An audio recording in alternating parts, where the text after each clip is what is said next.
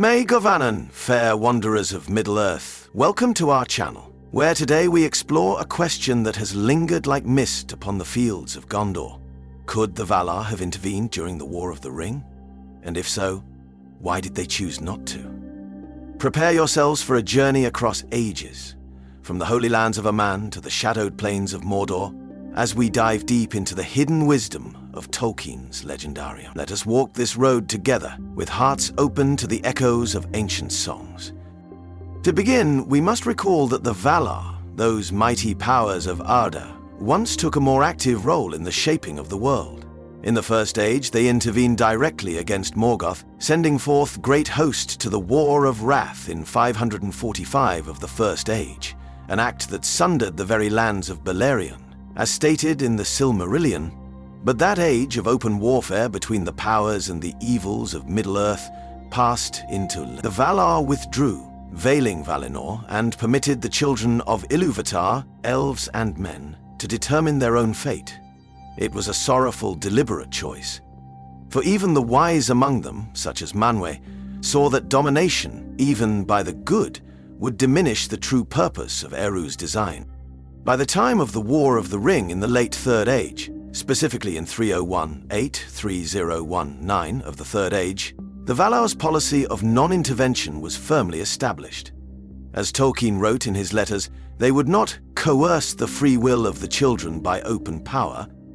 Gandalf himself, sent by the Valar around 1000 of the Third Age under the name Olorin, was a subtle and humble emissary, not a conqueror. His task, and that of the other Istari, was not to defeat Sauron by force, but to kindle courage and wisdom among the free peoples.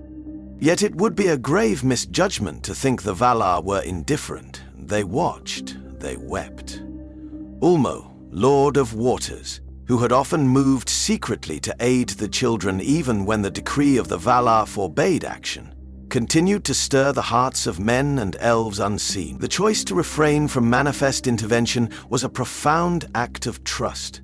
Trust that the children could rise, without the crutch of divine might, to their own greatness, achieving a victory far deeper than any battle of the gods could win. This principle mirrors a deeper truth woven through Tolkien's writings, that true victory in Middle-earth is not a matter of overwhelming power, but of sacrifice, endurance, and faith. As Sam Gamgee glimpsed on the borders of Mordor, the light of a single star could outlast the shadow. The Valar's refusal to intervene thus becomes an act of hope, not of abandonment. A hope that even amidst ruin, the children of Ilúvatar would find the strength to reject despair and, in so doing, heal the world themselves. Thus we come to consider the deeper consequences had the Valar chosen to intervene openly.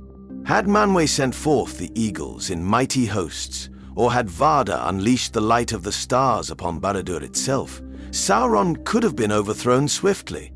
Yet in such a victory, the hearts of men might have turned ever toward the west, in dependence, not in free love. They would have seen the Valar, not as elder kin or guardians of the world's beauty, but as distant rulers, wielding power like lords over thralls. Such an outcome would have gravely distorted the destiny of men, whom Eru had willed to have freedom beyond even the fate of the elves. Indeed, even the elves, though dearer to the Valar, were not preserved from suffering or error. Recall the doom of Mandos, proclaimed after the flight of the Noldor in 1495 of the Years of the Trees, when even the mightiest of the Eldar bore the consequences of their rebellion.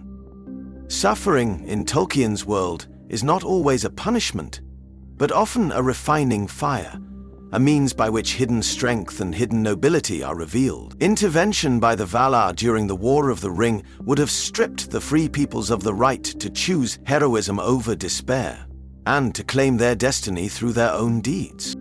Moreover, as revealed in Morgoth's Ring, Tolkien pondered that the very nature of evil was entwined with domination, to impose one's will upon others. Even a good power imposing its will could unwittingly mimic the methods of the enemy. To act with might and dominion would risk becoming like Sauron in form, if not in heart. Thus, the Valar, who had already seen the ruin brought by Melkor's presumption, dared not tread that perilous road again. One might also wonder why the Valar did not at least offer secret aid, perhaps in whispers or dreams. Here, too, Tolkien provides insight. In Unfinished Tales, it is said that the Valar aided Gandalf by allowing him greater strength in secret moments. The guidance of Frodo, Sam, and Aragorn was surely strengthened by unseen hands, by those small mercies and strange chances that Tolkien so loved to weave into his tale. Yet the Valar refrained from any act that would compel or force the will of the Free Peoples. The triumph had to be theirs, not the Valar's. In the end, it was the smallest of all, a hobbit from the Shire, who bore the greatest burden into the fire. Frodo's journey in 19 of the Third Age was one not of conquest, but of endurance, mercy, and pity. Virtues no army of the Valar could have taught through strength of arms. It was these virtues that Sauron, in his pride, could never understand, and it was by these that he was undone. When we gaze deeper into the designs of the Valar, we find a reflection of the great music itself, the Ainulindale, sung before time began. In that holy vision, Eru declared that even the discord of Melkor would serve to heighten the beauty of the world, bringing forth marvels unimaginable had the world remained unmarred.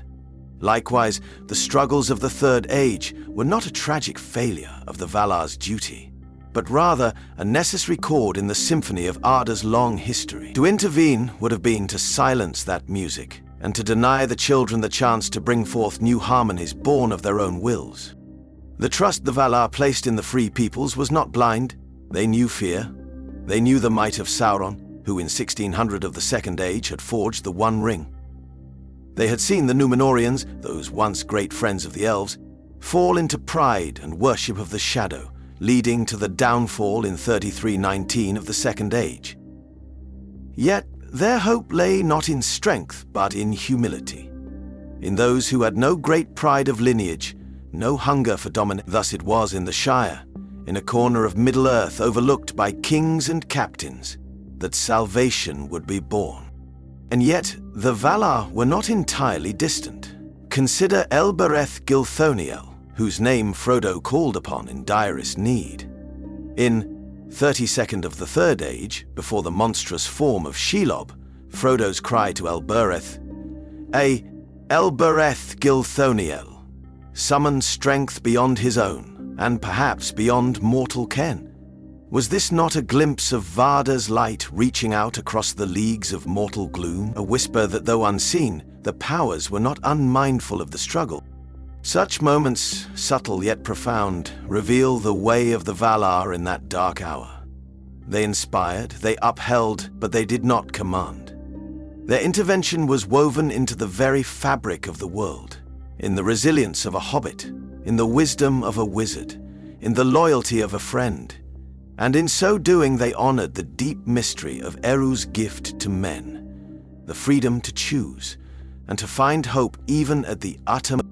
This decision carried immense risks, for had Frodo failed utterly, had the ring been claimed and wielded by another, Middle-earth could have fallen into an age of black dominion unending. But such was the faith of the Valar in the children of Ilúvatar, not in their might, but in their hearts, in their capacity for mercy, sacrifice, and the endurance of sorrow, lay the true hope of the world. In contemplating the silence of the Valar during the War of the Ring, we uncover a mirror to the broader theme of Tolkien's legendarium, the necessity of letting the world unfold according to its own nature. Even Gandalf, as an emissary of the Valar, was forbidden to match Sauron in open power. As stated in the Letters of Tolkien, Gandalf's strength lay in counsel and encouragement, not domination. His mission was to awaken the latent courage of others, not to blaze a trail of victories through Middle-earth by sorcerous might. This wisdom was born of long memory. In the elder days, after the ruinous wars of Beleriand, the world was permanently marred, and the cost of direct confrontation among the powers was made dreadfully clear. Beleriand was broken and sunk beneath the sea at the end of the First Age. In The Valar thus recognized that even righteous power, if unleashed unwisely, could lead to sorrow beyond all healing. And so, the world entered a phase of history Tolkien called the Dominion of Men. In The Nature of Middle-earth, Tolkien described how the Valar foresaw the eventual waning of the elves and the rise of mortal men to full stewardship of Middle-earth. If men were to inherit the world, they had to prove worthy of it. Not as vassals of Valinor, but as free peoples, bearing both the burden and the beauty of that freedom. Therefore, even in moments of utmost peril, as at the Black Gate in March 23rd of the Third Age, when Aragorn and the captains of the West challenged Sauron himself, no mighty host came sailing from Aman. No fire from the heavens consumed Barad-dûr. Instead, the fate of the world rested on a hobbit crawling unseen through the dark, a mercy given long before to a wretched creature, Gollum. For it was mercy, not might, that achieved what arms and armies could not. Thus we see that the Valar's abstention was not absence, nor was it cruelty. It was an act of faith, a perilous, sorrowful, and loving faith, that the children could, even after ages of grief and ruin, bring forth a new day through their own hands.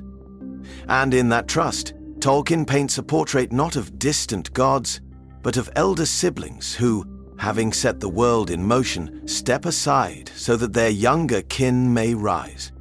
Thus, when we behold the War of the Ring in its fullness, we must understand it not as a failure of the Valar's duty, but as the flowering of the vision set forth before the world began.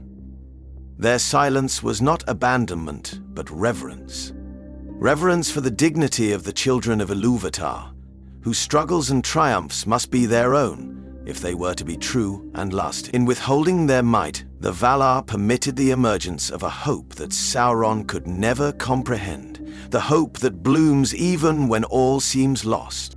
When Samwise Gamgee, battered and broken, looked upon a single star peering through the smoke of Mordor, he knew, as Tolkien wrote, that there was light and high beauty forever beyond the reach of shadow. That glimpse, fleeting and fragile, was greater than any army of the Valar, for it spoke to something eternal, the unyielding light that lives in the heart of even the smallest soul. The War of the Ring thus fulfilled the purpose of the music of the Ainur, not through the noise of clashing hosts, but through the quiet heroism of those who chose love over fear, pity over vengeance, and sacrifice over domination. It is in Frodo's mercy to Gollum, in Sam's unbreakable loyalty, in Aragorn's humility as king, that the world was renewed. And it is these victories that even the Valar, wise beyond measure, could not have wrought by force. In the end, the story of the War of the Ring is the story of trust. Trust by the Valar in the children of Middle-earth, trust by the weak in the possibility of good beyond their sight, and trust by Tolkien himself in the belief that even in the darkest hour, the smallest voice, unlooked for, can change the course of the world. And thus, the Valar watched and did not come. Thank you, friends, for walking this road with me today. May the light of Eärendil shine ever upon your journeys. If you wish to delve deeper into the wonders of Arda, subscribe, leave your thoughts in the comments, and until next time, Nai Elin Siluva Liena. May a star shine upon your path.